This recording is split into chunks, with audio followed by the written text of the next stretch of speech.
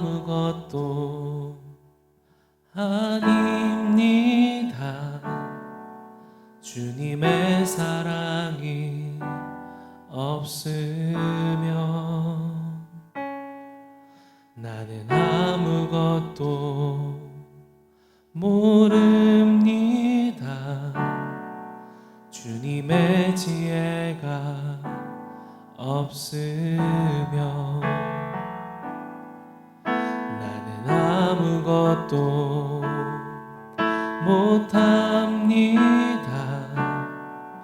주님의 능력이 없으면 나는 한순간도 못 삽니다. 주님의 생명이 없으면 이제 내가 사는 것 아니요, 그리스도 내 안에 사시니 오직 그의 생명이 나의 생명, 나의 모든 날들도 주의 것. 나는 오직 한 분 바랍니다. 나의 아버지, 나의 구원자, 나의 주.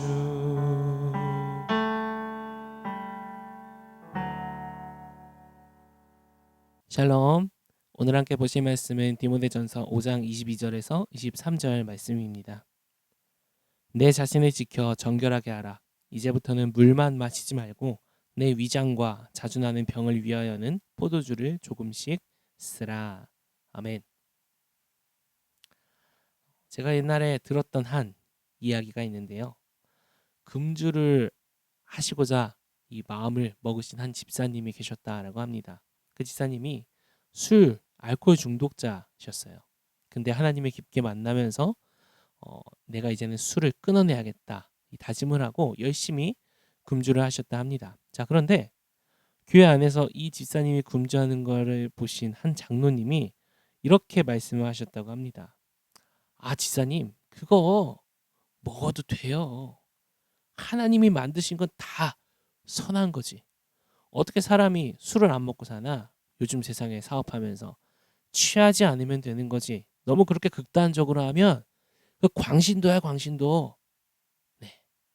이 장로님의 말이요, 그 집사님에게는 엄청난 이 자유함을 주셨던 것 같습니다.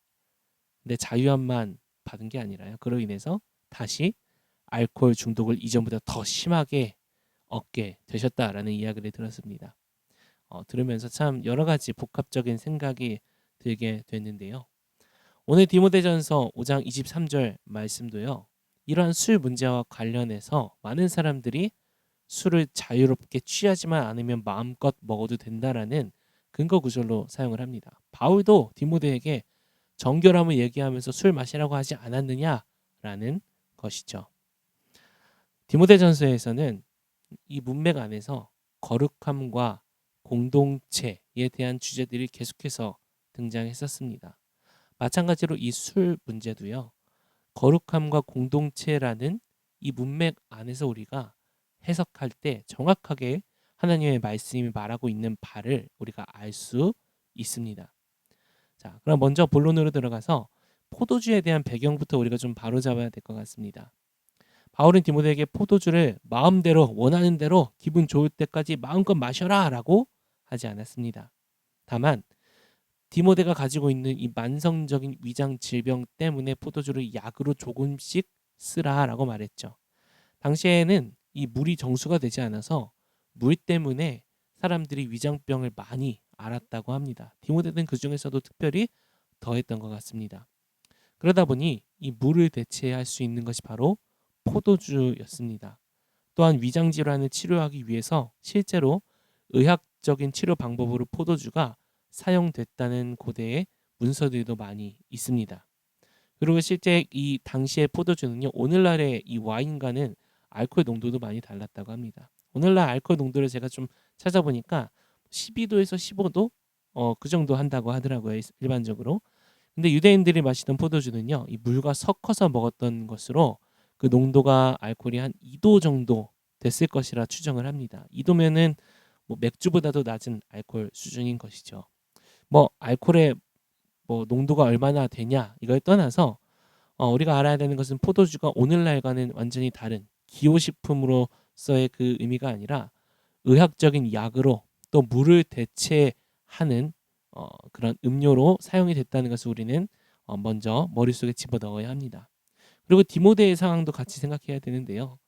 디모데가 에베소 교회에서 지금 거짓 교사들과 계속 이 전쟁을 하고 있었습니다. 거짓 교사들은 물질, 육체는 악하고 영적인 건 무조건 선하다, 거룩하다 이러한 잘못된 관점을 가지고 있었는데, 그러다 보니 이 디모데가 포도주를 마시게 된다면 그것이 그 거짓 교사들로 하여금 디모데를 공격하고 내쫓을 수 있는 하나의 흠이 될 수도 있었습니다. 그래서 디모데는 아마 이 포도주를 아예 입에 대지 않았던 것 같습니다. 자, 이런 상황에서 바울이 디모데에게 말하는 겁니다. 디모데야, 내 자신을 먼저 정결하게 해야 된다. 그리고 그러니 포도주를 조금씩 너의 질병을 위해 마셔라. 여러분, 기준이 다른 겁니다. 술을 먹는 게 죄냐 아니냐가 아니라요, 바울은 다른 기준을 두고 오늘 말하는 겁니다. 무엇이냐?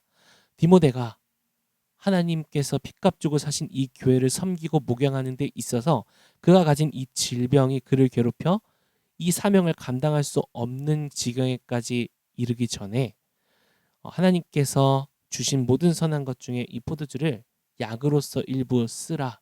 이것이 오히려 정결한 것이다 라고 말하고 있는 겁니다.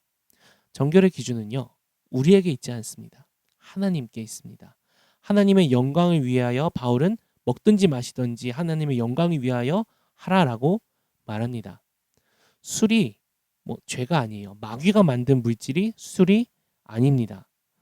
하지만 동시에 이 술 때문에 일어나는 문제들이 교회를 어렵게 한다면 그 술이 죄의 도구로도 쓰임 받는 것이죠. 이런 어, 악함과 또 중립적 성향 두 가지를 다 가지고 있다 보니 더더욱 이 술이 이 회색지대 안에서 많은 그리스도인들을 유혹하게 되고 또 그로 인해서 많은 어려움을 당하게 만드는 것 같습니다. 바울은 이렇게 말합니다. 만약 이 우상에게 바쳐진 재물, 음식들 이것들을 먹음으로 인해서 누군가가 시험에 든다면 그 음식을 먹는 게 하나님 앞에는 떳떳하지만 누군가 시험에 들게 만들 경우 나는 그것을 평생 먹지 않겠다라고 말합니다. 여러분, 바울의 기준은요, 하나님의 영광에 있었고 또한 교회 공동체에 있었습니다. 내가 이걸 먹으면 죄입니까 아닙니까 하나님? 이 아니고요. 하나님, 제가 이걸 먹음으로 인해서 저에게 맡기신 영혼들에게 어떤 영향을 미치겠습니까?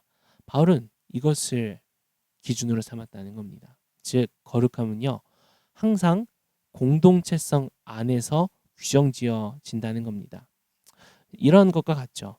자녀가 태어난 이 아버지들의 경우 많은 경우 이 금주 금연을 시도한다고 합니다. 또 거친 말투가 있었다면 자녀들 앞에서 이제 그런 말을 하지 않기 위해서 말투를 고치려고 노력도 하고요.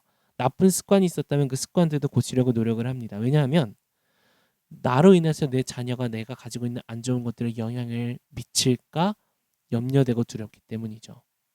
나보다 나와 연결되어 있는 누군가를 더 생각하는 마음, 이를 위해 기꺼이 내 자유를 포기할 수 있는 성숙함.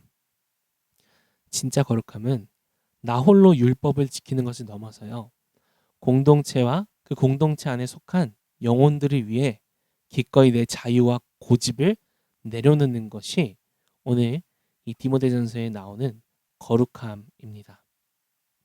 오늘날 극도로 개인화된 세상에서 어쩌면 우리는 자신도 모르게 공동체성보다는 나 개인의 기준으로 거룩함과 신앙을 논하고 있지는 않은지 돌아보게 됩니다. 술, 악하지 않습니다. 중립적입니다. 하나님의 창조는 선한 창조셨죠. 그러나 우리가 교회 공동체를 사랑하고 그 안에서 나를 넘어 우리를 지향한다면, 한 영혼 한 가정을 살려 세우겠다라는 하나님 주신 그 사명과 성숙함을 추구한다면요, 교회 안에 단 한 명이라도 나의 행동으로 그 마음의 시험거리가 될 경우 우리는 그것을 하지 않는 것이 하나님 앞에 바른 기준이라 확실하게 말할 수 있습니다. 누군가의 목에 연자맷돌을 메고 바다에 빠뜨리는 위험 대신 기꺼이 자신의 자유를 포기하는 것, 예수님께서 우리를 위해 하셨던 일이기도 합니다. 자, 그래서 술 문제, 이렇게 되면 정확하게 좀 규정되어지는 것 같습니다.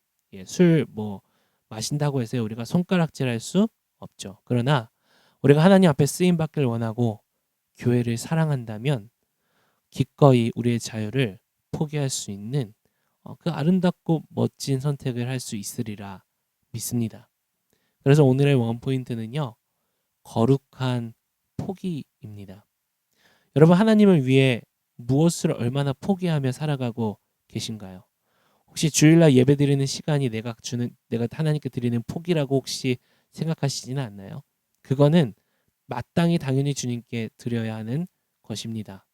포기라는 것은요, 내가 그것을 해도 죄가 아니고 해도 아무런 하나님 앞에 거리낌이 없지만, 그럼에도 누군가를 위해, 하나님 나라를 위해, 교회 공동체를 위해 기꺼이 그것을 취하지 않을 때 그것이 포기가 됩니다.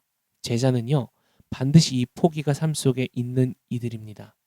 함께 하나님 앞에 내가 술뿐만 아니라 내가 포기할 수 있는 영역들, 하지만 포기하지 못했던 영역들이 무엇이 있는지 한번 돌아보시며 하나님 앞에 나의 자유를 기꺼이 내어드리는 그 거룩한 포기가 저와 우리 성도님들 가운데, 삶 가운데 있기를 소망합니다. 오늘 말씀과 원포인트 기억하며 기도할 때 다시 한번 우리 마음에 자리 잡고 있는 나 중심적인 신앙을 좀 내려놓기를 원합니다. 죄냐 죄가 아니냐, 단순히 그런 율법적 기준을 떠나 하나님, 공동체를 사랑하고 한 영혼을 사랑하여 기꺼이 내가 가진 것을 기쁨으로 포기할 수 있는 그 거룩한 포기가 하나님 제 안에도 생겨나게 하여 주시옵소서. 함께 주님 앞에 구하며 기도하며 나아갑니다.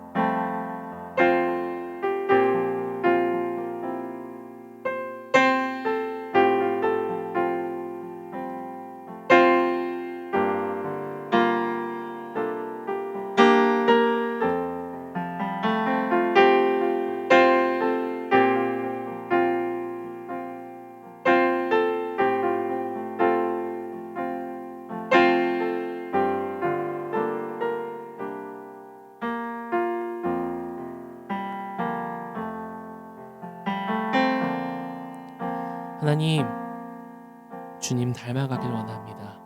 주님의 마음을 우리도 깨달아 경험하길 원합니다.